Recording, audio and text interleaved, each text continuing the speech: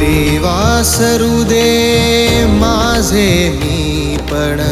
तुझ्या दर्शने उजळो जीवन नित्य कळावे तुझेच चिंतन तुझ्या धुळीचे